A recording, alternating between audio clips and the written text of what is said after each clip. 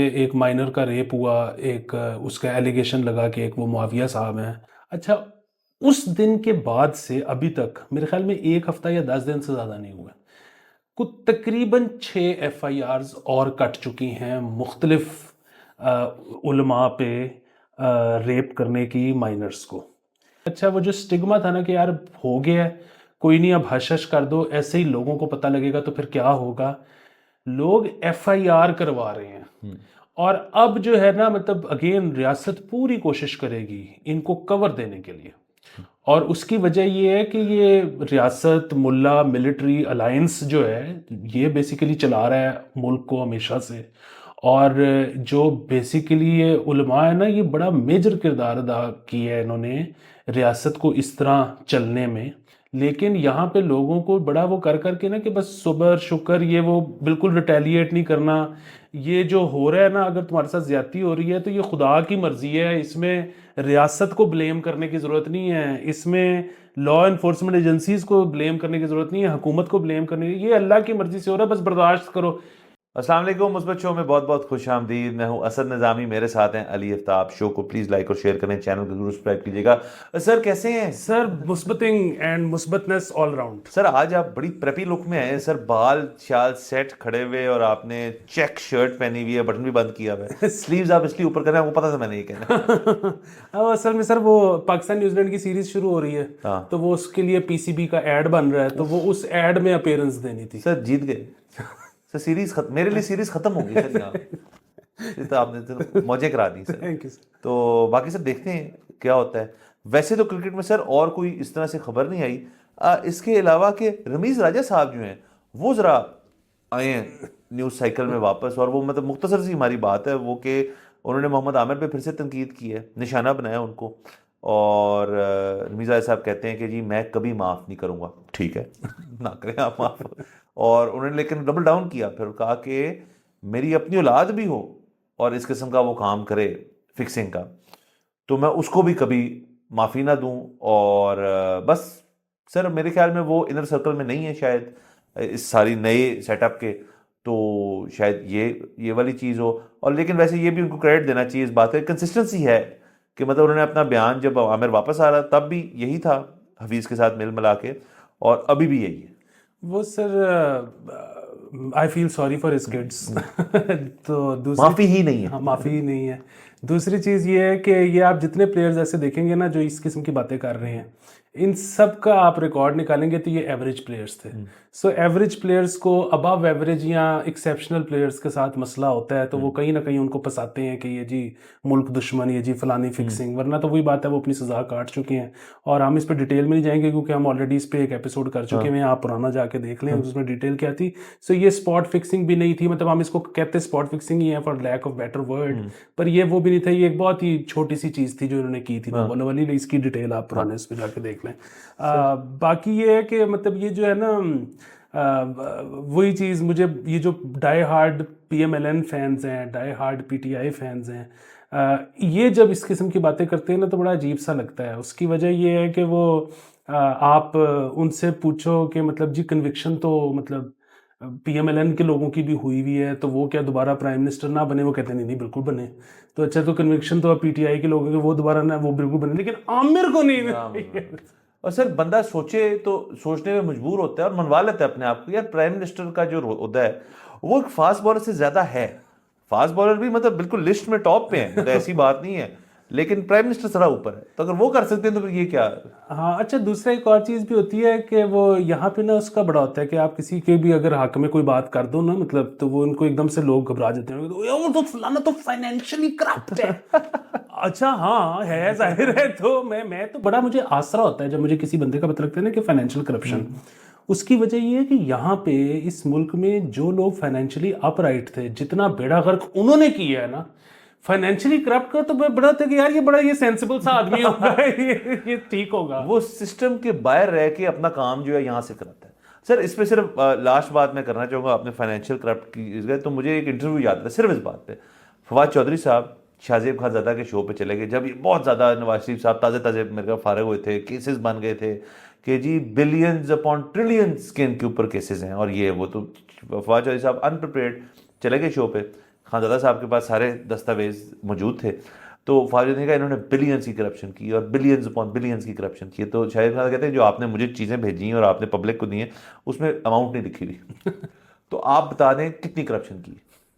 तो फवाद चौधरी साहब आगे से कहते हैं कि बस है ना इसमें, कहता है इसमें कहीं नहीं लिखा हुआ, इसमें कहीं लिखा ही नहीं है कि कितनी करप्शन है। आप पहले सबसे पहले बिलियन और ट्रिलियन कहने से पहले हमें बता दें कितनी की है, फिर हम उस पर बैठ गए। सर ये आदत मेरे ख्याल में सबको डालनी चाहिए कि फाइनेंशियली करप्ट जो है ना बंदा, सिर्फ उसको एक फिगर लगा दे मेरे लिए कि यार इतनी करप्शन की है इसने, ताकि मैं सर उसको जज तो सही तरह करूँ ना बंदे को। ये क्या बात हुई कि पता ही नहीं कितने पैसे चोरी किए। हाँ, और दूसरा यहाँ पे ना, वो वैसे तो खैर यहाँ पे सेनेट की कायमा कमेटियों में ऐसे ऐसे नंबर चले हैं कि वो बंदा पूछे कि $200 बिलियन तो स्विस बैंक में पड़ा हुआ है, तुसी अपना बजट तो देखो। $200 बिलियन तो ये मतलब गरीब मुल्कों को ना इस किस्म की बातें नहीं करनी चाहिए कि इतने $1 बिलियन, मतलब वो है ही माड़े सी है, कितनी को हो गई। लेकिन इसके अंदर एक मुस्बत पहलू है कि हमारा एम्बिशन जो है ना जिंदगी में, वो चाहे सही रास्ते वाले एम्बिशन हो कि यार इतने मैं कमा लूं एक दिन, वो भी बहुत ज्यादा है। और करप्शन के अंदर भी हमारा एम्बिशन है कि यार अगर इसने करप्ट है लेकिन हमारा करप्ट आदमी है तो उसने 200 बिलियन की होगी। सर एम्बिशियस लोग हैं। दोबारा सर आगे चलते हैं। सर ईद बहुत करीब है, तो ईद के ऊपर कुछ मतलब चीज़ें होती हैं जो लोग करते हैं एटसेट्रा एटसेट्रा। बल्कि हमारा जो सरकारी शो है उस पर ईद शो भी आएगा, आप सब देखिएगा। लेकिन जनरल अस्पताल लाहौर के एक असिस्टेंट प्रोफेसर साहब हैं, उनकी एक तजवीज़ है, वो मैं शेयर करना चाहता हूँ सबसे। वो कहते हैं कि जी ईद पर खाने में इत्तेदाल से काम लें, मतलब ज़रा सुकून करें। और उनका इसमें जस्टिफिकेशन भी है, मेडिकल जस्टिफिकेशन है। वो कहते हैं सर कि जब रमज़ान मुबारक के बाद ईद उल फितर के मौके पर फौरी तौर पर सख्त अज़ाओं का इस्तेमाल ना किया जाए, क्योंकि एक माह रोज़े रखने के बाद इंसानी मैदा नरम हो जाता है। सो इस वक्त मैदे हमारे नरम है, तो वो एकदम से जब राने जाएंगी और नान जाएंगे तो वो इससे मना कर रहे हैं कि आपको कोई मसला हो सकता है। सर जब से मैंने अखबार पढ़ना शुरू किया है ना, तब से आज तक कोई एक ईद भी ऐसी नहीं है। और ये इस दफा अभी ईद पे दोबारा होना है और हम क्लिपिंग्स काट के इस शो पे लगाएंगे। ईद के अगले दिन हर अखबार में ये खबर होती है कि इमरजेंसियां भर गई। अस्पतालों की इमरजेंसियां भर जाती हैं मैदे के मसले से। सर और देखें ये वो दिन होता है सर, ये सर में बड़ा बड़ा मेडिकल क्राइसिस बन सकता है, क्योंकि ईद के दिन तो डॉक्टर भी ईद मना रहे होते हैं, बड़ा स्केलेटन स्टाफ अस्पतालों में मौजूद होता है। तो इस वजह से वैसे भी सर ये तो जिंदगी भर का हर पूरे साल असूल होना चाहिए कि मतलब छुट्टी ना जाओ। मतलब आराम से हौसले से काम ले, मतलब आराम आराम से खाएं, ज्यादा खाएं लेकिन आराम से खाएं। वो जो है ना कि दोनों जब सर दोनों हाथ शुरू हो जाए ना तो बड़ा मसला हो सकता है। हाँ जी, और ईदें ना दोनों ही ऐसी होती हैं, क्योंकि ये जो छोटी ईद होती है उसमें 1 महीने हाथ रोका होता है। हाँ। वैसे तो खैर अफ्तारी में बड़ी कोई शरीफ और नफ्स लोग होंगे जो हाथ रोकते होंगे, मेरे यार दोस्त तो नहीं रोकते। कोई नहीं। अच्छा, दूसरा ये है कि वो जो बड़ी ईद होती है उसमें वो वैसे ही गोश्त वाली ईद होती है। हाँ। आपको पता है ना कि बड़ी ईद जो है वो पाकिस्तान में वाहिद दिन होता है जिस पे रेस्टोरेंट्स बंद होते हैं। तो क्योंकि उसमें रेस्टोरेंट लोग होते हैं आज साडा काम नहीं चल रहा। तो वो अच्छा, फिर ये ना लोग हैरान भी बड़े होते हैं क्योंकि इन्होंने ना इलाज बिल ग़िज़ा की ऐसी यहाँ पे वो है ना कि यार समझ नहीं आई क्यों बीमार हो गए। मतलब खादी सी 1.5 किलो कढ़ाई, लेकिन फिर उसके बाद नमकीन लस्सी भी तो पीती सी ना, फिर बीमार किवें हो गए। ये जो है ना कि फलाना करके फलाना 150 आम खा के तो उसके ऊपर लस्सी पी लो और ठीक हो जाएगा। हाँ, फलाना खा के ऊपर ग्रीन टी की काट लगा लो। ये इलाज बिल ग़िज़ा नहीं करना चाहिए सर। और दूसरा सर ये जो है ना माजी के हमारे जो बुजुर्गान हैं सर, उनके ऊपर नहीं चलती होगी चीज़, क्योंकि तब ना मेरे ख्याल में वो एक्सरसाइज वैसे ही कर जाते थे। मतलब तब मेरे ख्याल में इस शहर में भी और पाकिस्तान के तमाम शहर में वॉकिंग का एक कल्चर था। अब तो वॉकिंग कल्चर उस तरह से है नहीं। मतलब बाहर के ममालिक में आप चले जाएं जहाँ हर चीज़ जगह वॉक करके जाना होता है, तो आप चंगी बड़ी रोटी खा भी लें तो उसके बाद वॉक थोड़ी बहुत कर ले तो कुछ हो जाता है। यहाँ तो मतलब गड्डी तो उतरना है, खाना खाना है, फिर गड्डी से बैठ जाना है। तो ये भी मसले है। दूसरा सर अफ्तारी के अंदर जो ये कहते हैं ना कि यार इस दफ़ा ब्रो अफ्तारी पे भाई ने ना मतलब कुछ फ्राइड नहीं खाया, कुछ भी नहीं किया, ये एक लिहाज से ठीक है लेकिन बहुत लिहाज से गलत है। क्योंकि वो इर्द गिर्द के जो लोग होते हैं ना जो जलेबी खा रहे होते हैं, तो एक पीछे से यूं करके हाथ आता है, ये उस बंदे का होता है, वो हल्की सी लेता है जलेबी खा लेता है। और सर जलेबी पे हाथ कौन रोक? सर इस पंजाब जो पंजाब से पंजाबी है, जलेबी सामने और गर्म हो हाथ नहीं रुक सकता सर, जो मर्जी कर लें। ये हमारा डीएनए में जेनेटिक्स में ही नहीं है कि हाथ रुक पाए। हाँ हाँ, ये मेरे अपने घर वाले सर, वो उनका होता है कि नहीं नहीं हम तो पकौड़े खाते ही नहीं, हम तो पकौड़े सिर्फ बैंगन वाले ऐसे पकौड़े। सर ये वैसे सर पकौड़ों के बीच में एक हेल्दी चीज दी हुई है। मुझे पकौड़ों का जरा आप समझें। एक तो पकौड़ा होता है ना, और दूसरा जो आप सब्जियों के पकौड़े बन गए, मतलब कि आपके जैसे बैंगन के हैं, मिर्च के, मतलब वो आई थिंक वो नैंडोज से हैं, पेरी पेरी बाइट से मुतासर होकर उन्होंने। अब सर उसके ऊपर तो वो बैटर भी है और वो डीप फ्राइड भी है तो वो गंद। लेकिन ये पकौड़ों की वेरिएशंस जो है ये बड़ी आना शुरू हो गई हैं मार्केट में। ये बड़ी आना शुरू हो गई है। अच्छा, और मुझे एक और चीज़ समझ नहीं आती कि पकौड़े क्यों इतने लाजमो मंजूम हो गए रमज़ान के साथ। उसकी वजह ये कि पकौड़ा, मेरे तो बहरहाल अक्सर क्रेविंग होती है पकौड़े की रमज़ान के बगैर भी। यस और ख़ास तौर पे अगर कभी बारिश हो सर, ना, मॉनसून में कहने लगा था तो बारिश में पकौड़े और नान का जो लुत्फ है ना सर बहुत आला।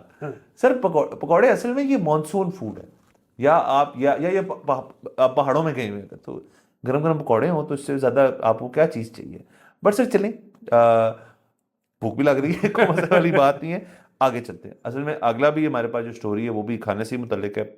ये एडवोकेट शफीक अहमद साहब हैं, ट्विटर पे काफ़ी एक्टिव हैं।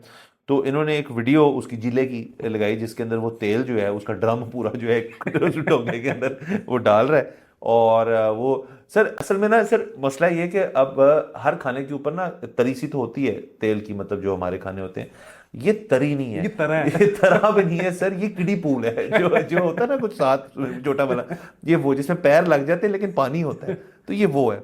अब वो कह रहे हैं कि ये पंजाब फूड अथॉरिटी को इसके ऊपर कोई एक्शन लेना चाहिए क्योंकि ये सेहत के लिए बहुत बुरा है। तो बिल्कुल ठीक है, एडवोकेट साहब के हम तो साथ हैं, ये बिल्कुल ठीक बात है। मसला सर सिर्फ ये है कि ये तो एक जिला है जो ज़रा मशहूर हो गया है।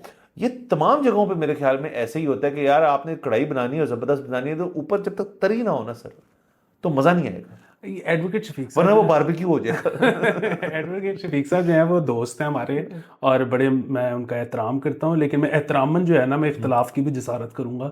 और उसकी वजह ये है कि सर देखिए, वो जो जिला है ना, वो तो मतलब उसको तो सिविल अवार्ड मिलना चाहिए।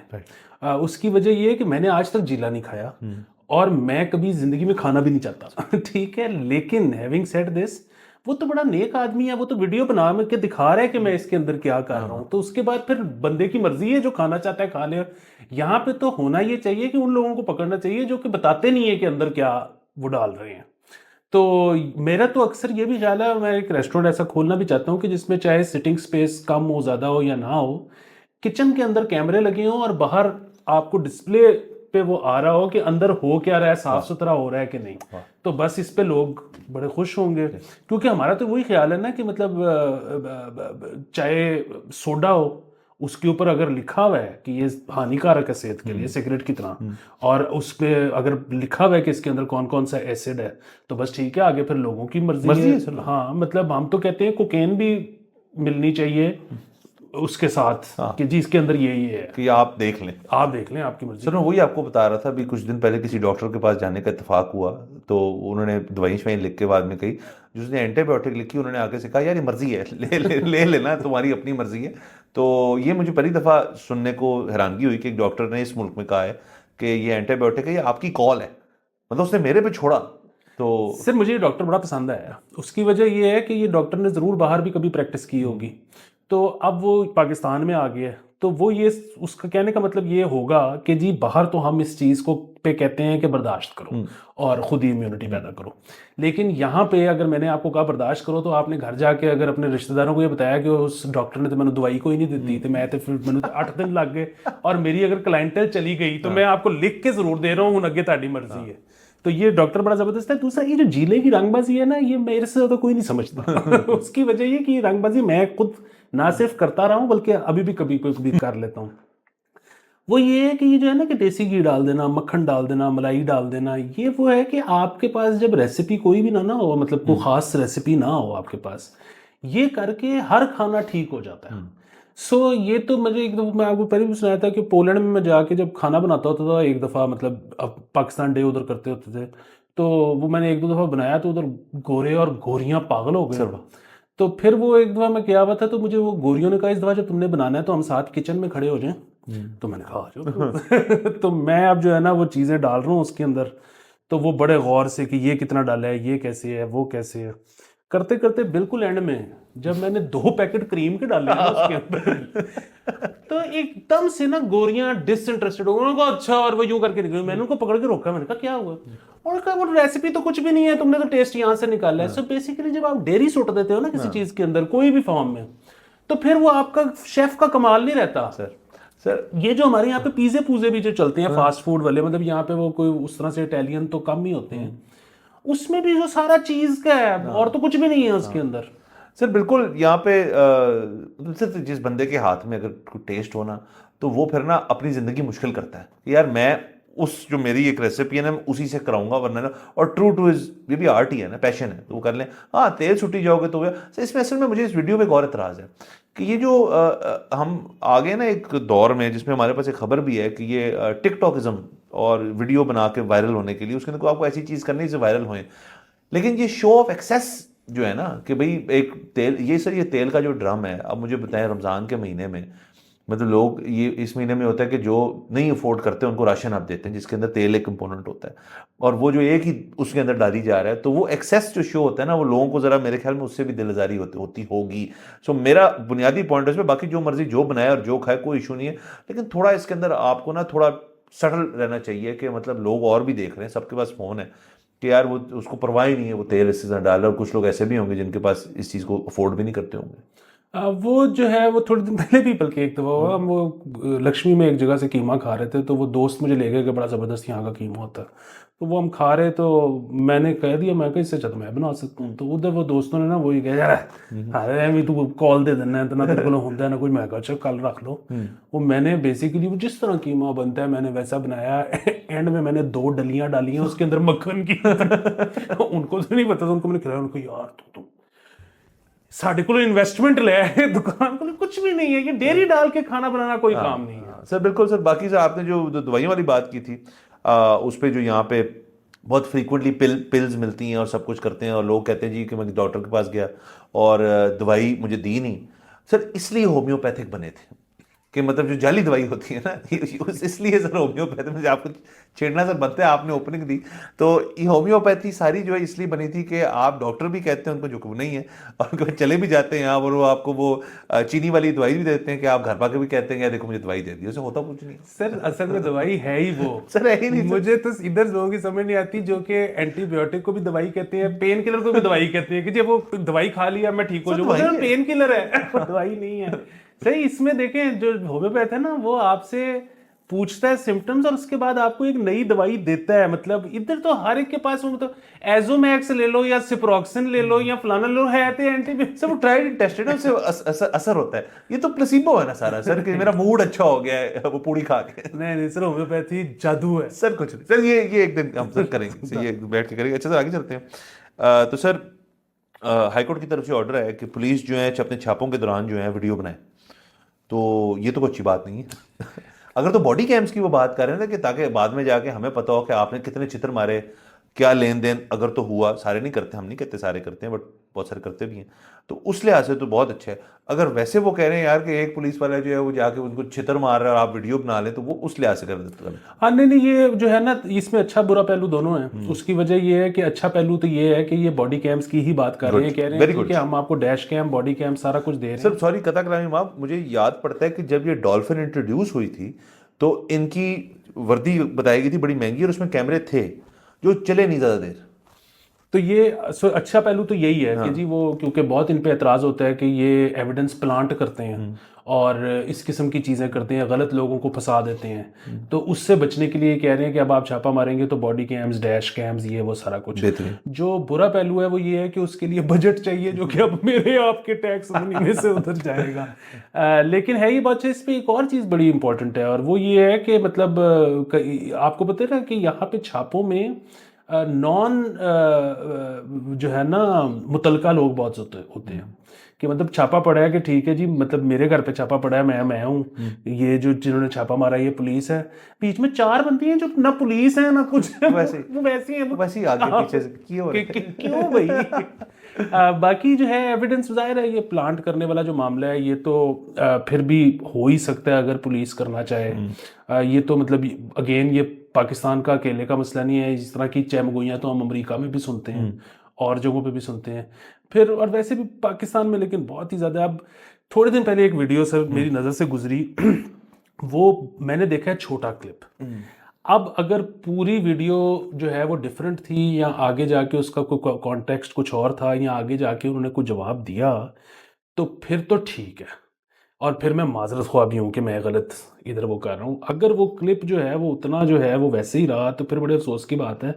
और वो ये है कि सोहेल बड़ाच साहब का एक दिन जियो के साथ हो रहा था और उसमें वो उन खातून के साथ डीएसपी के साथ बैठे हुए थे जिन्होंने वो जो आजकल बड़ी मशहूर हैं जिन्होंने केस की हलवा शिबानो। वाली, जी बिल्कुल। और उसमें वो बात हो गई कि जी आप मावराए अदालत कत्ल भी होते हैं और भी चीज़ें पुलिस के बारे में मशहूर हैं कि वो करती रही हैं, मतलब पुलिस करती है। क्या आप कभी ऐसी एक्टिविटी में शामिल रही हैं? तो उस पे वो खामोश हो गई और थोड़ी देर खामोश होने के बाद उन्होंने कहा कि अच्छा चलिए अब हम फलानी जगह पे चलते हैं।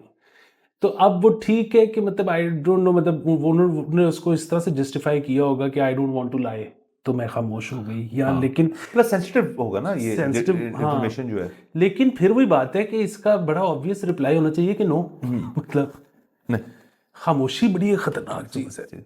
सर दूसरा ये जो बॉडी कैम्स है ना अमेरिका में, तो देखें ये अब एक कानून का एक इस तरह से हिस्सा है कि अगर तो आपने ऑन नहीं किया हुआ तो तब करवाइए पुलिस वाले के ऊपर, अगर आपने टेम्पर किया उसके साथ तो तब भी कार्रवाई है उसके साथ, अगर आपकी बॉडी कैम फुटेज रिट्रीव ना हो जब जिस चाहिए हो डैश और बॉडी कैम, तो तब भी कार्रवाई हो, क्योंकि वहाँ पर देखिए पुलिस ब्रुटैलिटी का तो एक इतना बुरा हाल हो चुका था। एक ही अनफॉर्चुनेटली अमूमन एक ही माइनॉरिटी के खिलाफ बहुत ज़्यादा तशद्दुद करना शुरू कर दिया था पुलिस वालों ने, अमूमन वाइट पुलिस वालों ने।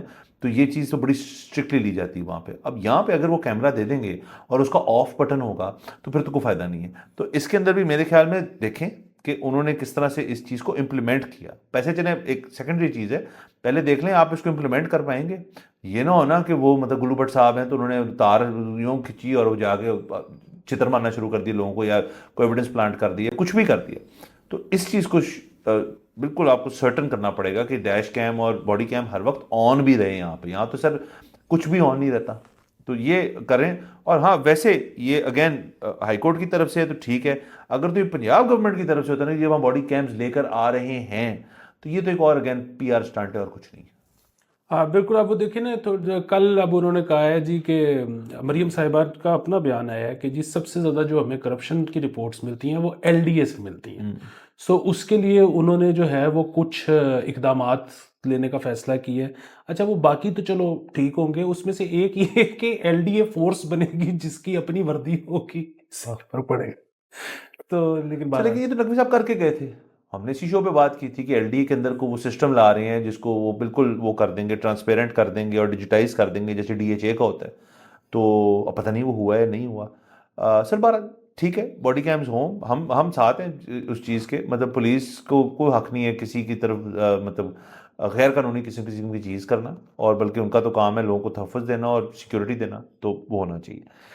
सर एक और खबर कर लेते हैं। ये अगेन ज़रा अफसोसनाक खबर है। पहले जब हमने वो जो जीले वाली बात कर रहे थे कि मैंने कहा जी वो जो एक्सेस वाली बात है कि व्यूज़ और लाइक्स के लिए लोग क्या क्या कर लेते हैं, तो हमें इस्लामाबाद से एक खबर मिली कि टिकटॉक बनाते अफ़गान शहरी फैसल मस्जिद की पहली मंजिल से गिर के जाँ भाग। तो अब ये मैंने कुछ दिन पहले भी कल ही पढ़ी थी या इसकी कोई ट्विटर पे चल रही थी, खबर भी आ गई आज। तो वो टिकटॉक के चक्कर में कोई अफगान शहरी था, वो फैसल मस्जिद की पहली मंजिल पे चले गए, वहाँ टिकटॉक बनाते हुए कोई शायद लापरवाही हुई, कुछ हुआ, गिर के जहाँ भाग हो गए। हाँ जी। सर अब असल में जो फूड वाला जो है ना, अब वो एक क्योंकि प्रॉपर वो भी अलहदा से इंडस्ट्री बन चुकी है। अब फूड वीलॉगर्स हैं, वो सारा कुछ है। अगेन मैं तो बिल्कुल उनके खिलाफ नहीं हूँ। मैं वैसे कह रहा हूँ कि मतलब अब दुनिया में पाकिस्तान में हर तरह की डिशेस होती हैं। यहाँ पे मतलब 30,000 पर हेड का भी खाना होगा, और जाहिर है उन्होंने अगर अपने आप को प्रमोट करना है तो उसकी वीडियोस बनेंगी। तो वो वाला तो उसका तो कुछ भी नहीं किया जा सकता कि मतलब एक्सेस और बेसिकली फ्लॉन्ट करना या हाँ बेसिकली स्पेंड करना, अब उसका तो वो कुछ भी नहीं है। जहाँ तक ये वाला मामला है, बड़ा ही हम पहले भी शायद इस पे बात कर चुके हैं, केयरफुल रहना चाहिए। ये टिकटॉक और मतलब कुछ भी वीडियो बनाते हुए आप एक्स्ट्रा व्यूज़ के लिए ट्रेन के आगे से 1 सेकंड के अंदर हटना और इस किस्म की चीज़ें ऊंची ऊंची मंजिलों से हाथ पकड़ के किसी और का नीचे गिरने वाले बहुत खतरनाक काम है सारे। बहुत खतरनाक काम है। फिर उसमें जो है ना वो ख़ास तौर पे जहाँ पे बंदूक आ जाती है, तो ये भी बल्कि कल या परसों में एक बच्चा एक और फौत हुआ है बंदूक से। तो ये हमारी तो हैंड आई कोऑर्डिनेशन के भी बड़े मसले हैं मेरे ख्याल में इस पूरे खत्ते में ही। तो यहाँ पे तो बंदूक तो आपको जहाँ नजर आए ना, जिस कमरे में आप निकलने की करें, जितना मर्जी आपका अच्छा दोस्त है जो भी है, बंदूक वाली जगह पे ना बैठे। तो हमारा तो यही मशवरा है। एक सर और चीज़ बड़ी एक मेरे ख्याल में तो मतलब अगेन अफसोसनाक बात है, लेकिन मेरे ख्याल में बहुत मुस्बत है। वो ये है कि वो एक पिछले हफ्ते हम बात कर रहे थे, एक माइनर का रेप हुआ, एक उसका एलिगेशन लगा कि एक वो मुआविया साहब हैं ने खुद ही तफ्तीश की। जी बिल्कुल, जिसमें वो इब्तिसाम इलाही ज़हीर साहब तफ्तीशें करते फिर रहे थे।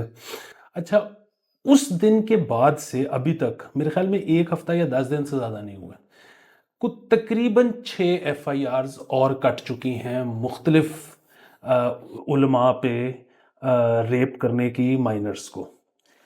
और अफसोसनाक तो ये है, लेकिन ये मुस्बत इस तरह है कि जिस तरह से हम बात कर रहे थे कि दुनिया बदल रही है। सो अब ना बच्चे बर्दाश्त कर रहे हैं, ना माँ बाप बर्दाश्त कर रहे हैं। वो जो स्टिग्मा था ना कि सोसाइटी बर्दाश्त ना कर। सोसाइटी बर्दाश्त कर रही है। अच्छा, वो जो स्टिग्मा था ना कि यार हो गया है, कोई नहीं, अब हश हश कर दो, ऐसे ही लोगों को पता लगेगा तो फिर क्या होगा। लोग FIR करवा रहे हैं। और अब जो है ना, मतलब अगेन रियासत पूरी कोशिश करेगी इनको कवर देने के लिए। और उसकी वजह ये है कि ये रियासत मुल्ला मिलिट्री अलायंस जो है, ये बेसिकली चला रहा है मुल्क को हमेशा से। और जो बेसिकली ये उलमा है ना, ये बड़ा मेजर किरदार अदा किया है इन्होंने रियासत को इस तरह चलने में। उसकी वजह ये है कि इन्होंने बार बार लोगों को ना, मतलब वो ठीक है कि वो अल्लाह ये कहता है कि सब्र करो और शुक्र करो, लेकिन यहाँ पे लोगों को बड़ा वो कर करके ना कि बस सब्र शुक्र, ये वो बिल्कुल रिटेलिएट नहीं करना। ये जो हो रहा है ना, अगर तुम्हारे साथ ज्यादती हो रही है तो ये खुदा की मर्जी है, इसमें रियासत को ब्लेम करने की ज़रूरत नहीं है, इसमें लॉ इन्फोर्समेंट एजेंसीज को ब्लेम करने की ज़रूरत नहीं है, हुकूमत को ब्लेम करने की, ये अल्लाह की मर्जी से हो रहा है, बस बर्दाश्त करो। ये बड़ा उन्होंने इस तरह इनको, लेकिन अब लोग कह रहे हैं कि नहीं करना बर्दाश्त। सर आप इस लिहाज से देखें कि देखें ये एक यूनिकली कोई हमारे उलेमा का या पाकिस्तानी इशू नहीं है। आप जो क्लर्जी कैथलिक हैं सारे, इस पे बड़ी ज़बरदस्त एक फिल्म है माइकल कीटन और मार्क रफलो की, ऑस्कर विनिंग फिल्म है स्पॉटलाइट के नाम से, जो बॉस्टन का एक न्यूज़पेपर है जो पूरा इस चीज़ को अनकवर करता है कि कितने प्रीस्ट ने कितने साल इस सारे चीज़ की वहाँ पे बच्चों के साथ और माइनर्स के साथ, और फिर कैसे ये एक मजमून जो था जिसने इस सारी चीज़ को हाईलाइट किया कि कितने डायसिस में वगैरह में आपके ना ये सारी चीज़ें होती हैं, और ये बड़ा केस बना था वहाँ पे। लेकिन हुआ ये उसके बाद के प्रोटेक्शन मिली उनको अपनी कम्युनिटी से भी, नंबर 1, और एक हद तक जिसे रियासत से अमेरिका की बात कर रहा हूँ, यहाँ पे आ जाएं तो ये एक तेल जो था, फ्यूल जो था फैला हुआ था, इसको सिर्फ एक लाइट चाहिए थी जो इस केस से हुई। केस बहुत बुरा है, अनफॉर्चुनेट है, बट जैसे आपने जिक्र किया कि मुस्बत पहलू ये है कि उसको किसी ने लगाया, और वो किसने लगाया? सिविल सोसाइटी ने, ट्विटर ने, सोशल मीडिया ने नहीं छोड़ा इस चीज़ को, मीडिया ने। मतलब जहाँ देखें ना, जहाँ सर जहाँ बात ठीक है वहाँ ठीक है। मालिक साहब ने उस शख्स का इंटरव्यू किया, दीगर और चैनल्स पे वो गए या उनको बुलाया कि आए पेश करें, और वो नहीं कर पाए अपना दिफा, ना इस केस का अपना क्या केस का दिफा नहीं कर पाए। सो ये चीज़ जो है, फिर अब वो दौर ख़त्म हो गया कि बंदा जो दिल में आए कह दे और बच जाए, ये नहीं हो सकता, विच इज़ वेरी गुड। उस लिहाज से जितना हाईलाइट करेंगे एक चीज़ को, जो आपका मेरा काम है, हमारे तमाम कॉलीग्स का काम है, जितना एक चीज़ को हाईलाइट किया जाएगा और आप राइट में हैं और अगले रॉन्ग में हैं, तो सेंस और जो आपका कानून है वो इवेंचुअली प्रिवेल करेगा। ये इस चीज़ की कासी करता है। बिल्कुल। और ये जो कहते हैं ना कि ट्विटर बंद है क्योंकि इससे कौमी सलामती को खतरा, नहीं, कौमी सलामती को कोई खतरा नहीं है। हाँ। ये ये जो मसाइल है ना, इन मसाइल को हल नहीं करना चाहती ना रियासत ना सरकार। हाँ। इनको जिस तरह से मुल्क चलाने की आदत है, ये चाहते हैं वैसे ही चलता रहे। और अब एक चेंज आ रहा है, और वो चेंज सोशल मीडिया की वजह से आ रहा है, इसलिए ये सोशल मीडिया के टूथ एंड नेल अगेंस्ट हैं। लेकिन फिर वही बात है, जब सूरज चढ़ रहा होता है ना, जितना मर्जी कोशिश कर लो अंधेरा रखने की, वो फाड़ के निकलता है। नहीं हो सकता। और देखें ना सर, आप इस तरह कर लें कि पाकिस्तान का एक अनफॉर्चुनेट सी चीज़ थी कि हमारी मेंटालिटी भी उस तरह की थी, हम तो बहुत जल्दी चेंज हो गए थे। अब मेरा ख्याल है ये कि रियासत और हुकूमत का अभी तक ना वो इस एक जोन में है कि यार यहाँ पे यूज़र बेस ही नहीं है। मतलब ये तो जो है ना, वो कहते हैं यार अमेरिका, लंदन, यूरोप वगैरह, इंडिया वहाँ पे यूज़र बेस बड़ी है जी ये प्लेटफॉर्म्स की। आप सिर्फ डेटा इन प्लेटफॉर्म से पूछें और वो आपको बता देंगे, या आप थोड़ी रिसर्च करेंगे तो आपको गूगल बता देगा कि यूट्यूब, ट्विटर, फेसबुक वगैरह आप यूज़र बेसें देख लें, बड़े पूरे पूरे हलकों से ज़्यादा है। पूरे पूरे आपके जितने वोटर बैंक है उससे शायद आप ज्वाइंट करें तो ज़्यादा है। तो इसका मतलब मेजॉरिटी लोग जो हैं इस सारे प्लेटफॉर्म्स को किसी कैपेसिटी में यूज़ करते हैं, तो यानी कि उससे इन्फ्लुएंस्ड है वो। इतनी बड़ी चीज़ को कैसे रोका जा सकता है? एक तरीका है, और वो तरीका बड़ा आसान है कि आप इस मुल्क में इंटरनेट बंद कर दें, तब हो सकता है। इंटरनेट नहीं बंद हो सकता सर। हाँ, क्योंकि इंटरनेट बंद होगा तो फिर वो जो डॉलर आ रहे हैं वो बंद हो जैसे जाएंगे। मुल्क ही बंद हो जाएगा हाँ, ना। मतलब वो चाहे फ्रीलांसिंग में आ रहे हैं, चाहे किसी भी और चीज़ में आ रही है, और जिसमें बार बार एक चीज़ की निशानदेही करता हूँ, और वो ये है कि यूट्यूबर्स वगैरह को जो कहते हैं ना, झूठ बोलते हैं, फलाना करते हैं, वगैरह जो भी करते हैं, ज़र मुबादला लेके आते हैं, आपकी तनख्वाहें उसी से जाती हैं। अच्छा, इस पे ही होता है कि ये क्या बात हुई, झूठ बोल के ज़र मुबादला। बात देखें, एक चीज़ को ज़रा गौर करें, वो ये है कि लोगों का ना, लोगों ने अपने दिन में कुछ घंटे मुख्तस किए होते हैं कंटेंट कंजम्पशन के लिए। ठीक है, लोगों ने नौकरी करनी है, सोना है, बच्चों का ख्याल रखना है, ये वो, फिर उन्होंने 1 घंटा, 2 घंटा, 4 घंटा, अच्छा लोगों ने टीवी देखना बंद कर दिया क्योंकि उस पर से ईमान उठ गया है, क्योंकि उस पर सेंसरशिप होती है। अच्छा, वो जो देखते हैं तो क्या देखते हैं, वो यूट्यूबर्स को देखते हैं। आप हमें सेंसर कर दो या हमें आप बंद कर दो या वटेवर, लोग देखना नहीं बंद करेंगे। लोग क्या करेंगे, वो इंडियन कंटेंट देख लेंगे, वो अमेरिकन कंटेंट देख लेंगे, वो रशियन कंटेंट देख लेंगे। फिर वही बात है, वो जो डॉलर हैं वो वहां चले जाएंगे, यहाँ नहीं आएंगे। सो यहाँ इंटरनेट जो आप बंद करके देख लो, अगर उसके बाद आपसे रियासत चलती है तो नहीं बिस्मिल्लाह, सर, हमें तो कोई बाकी सर मसला नहीं। आप वो छोड़ दें कि यूट्यूब पर पैसे ला रहे हैं, वो तो जाहिर पॉइंट है। इंटरनेट अगर बंद कर दिया, फर्ज करें हाइपोथेटिकली, इंटरनेट आपसे अब से बंद है, तो जो बाहर से टीटियां आनी है लोगों की, जो बाहर से जब रेमिटेंसेज आनी है लोगों की, और बैंक का जी सर्वर डाउन है जी, रेमिटेंस क्लियर नहीं हो रही, तो फिर मुझे बताएं कौन सा ऐसा शख्स है, बड़े से बड़ा और छोटे से छोटा, जो बैंक के बाहर खड़ा नहीं हो जाएगा जब आप विड्रॉ करने जाएंगे, पैसे रहेंगे, सर्वर डाउन है ना, फिर देखें क्या होता है, और इंटरनेट बंद करेंगे। ये अभी जो लुडियाँ डाल रहे थे कि $3.5 बिलियन की इस दफ़ा जो है वो मतलब आईटी टेक एक्सपोर्ट, मतलब वो जिस भी मद में हो रही है, चाहे वो लोग फ्रीलांसिंग कर रहे हैं, जैसे भी कर रहे हैं, तो ये अभी $1 बिलियन की रोते फिर रहे हैं। 3.5 मजीद माइनस कर दें। हाँ सर, बिल्कुल। सर बारह सर, ज्ञान आपको पता है सर। इजाजत लेते हैं सर, अगले एपिसोड में आपसे इंशाल्लाह फिर मुलाकात होगी। खुदा हाफिज।